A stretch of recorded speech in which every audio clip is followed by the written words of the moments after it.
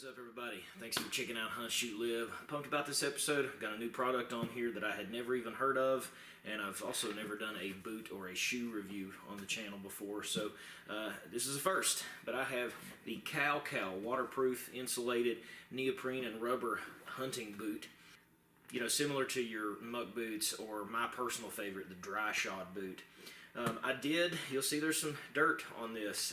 I did get to wear these hunting a couple of times, so I can give you a little bit of my opinion on how they actually perform in the field, in addition to just reading you the specs, of course. So let's get to the specs. You will see that these are a pretty high boot. These are over the ankle boots. Now, KalKal does have various other styles of boot. So even if you don't like this style, check them out on Amazon. I'll put a link to this one, but you can find a link even within the Amazon store from there. And they've got a lot of different boots. They've got boots for men and for women. So of course this is obviously more of a men's hunting type boot, work type boot.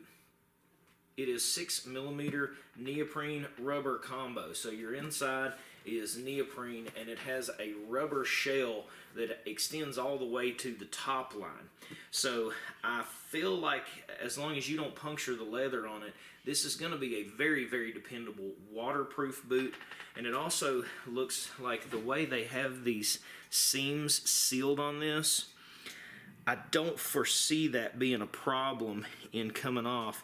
Now that was something I had against the muck boots. The muck boot seam did not seal well, and of course only time will tell with these, but just looking at how the construction is, it seems to be made pretty well. How they've got the rubber adhered to itself on that outer shell. They did add some additional protection on this. The front has this additional layer of rubber protection, as does the back. Has a very thick protective pad going up all the way up your calf there. You got the kick tab here to make it easier to take these boots off, and you also have a pull tab on top to help you get them on. They are reported to be good for anywhere to -22 degrees, about to the 41 degree range. So that's dang cold. I'll talk about my experience in the cold with these in a moment.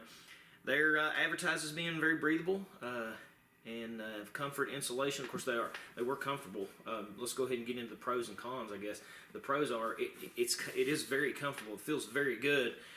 Which, you know, any kind of neoprene, in my opinion, does feel really good. You slip in it and it's just squishy and feels nice. Now, even though it's got this super aggressive tread on the bottom, that also has some pretty good give to it. So that could be a con depending on how you look at it. You know, if I compare these to which of course a Kenetrek boot is not a neoprene boot, but my main hunting boot is a Kenetrek.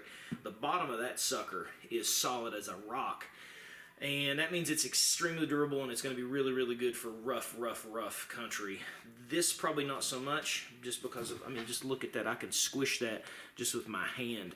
So, you know, if you're wanting something for, not that you would have this on a freaking sheep hunt or hunt elk up in the mountains anyway, you know, this is probably more of a just kind of flatland farm boot, flatland hunting boot kind of thing. But definitely super comfortable, and it gives well and it feels good on your foot as you're walking, but you know, durability there maybe not so much if you were trying to in the rough parts of the mountains.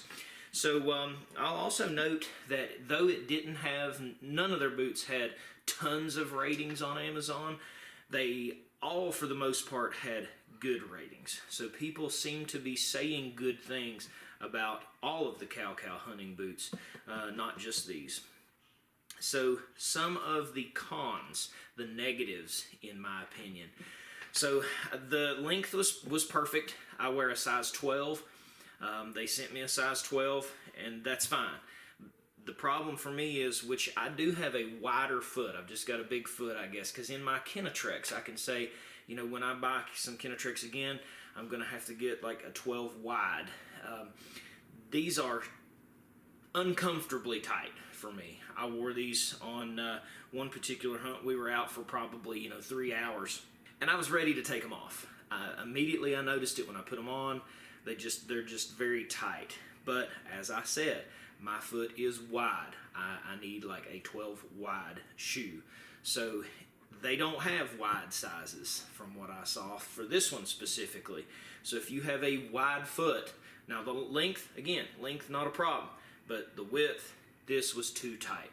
I did not find this comfortable. For me, this boot will be a wear around the farm kind of, you know, if it's 30 minutes or an hour, I've got to have it on. Fine, it's going to be no problem. I'm sure it's going to serve me well. But any more than that, not so much. Too tight for my wide foot, and they don't have wide sizes. Buying a 13 ain't going to help because I don't need it longer, I need it wider.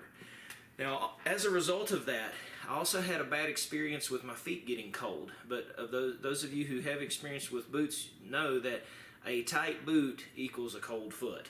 Some of that air needs to be able to kind of form a layer of insulation, and I did not have that with these. These things fit. They feel good. It's comfy, but I mean, nobody wants their foot squished. So mine was squished, and my feet were cold really quick, and they got cold and stayed cold, and you know, cold feet on a hunt is no fun. So, but if you don't have a wide foot already, you'll not.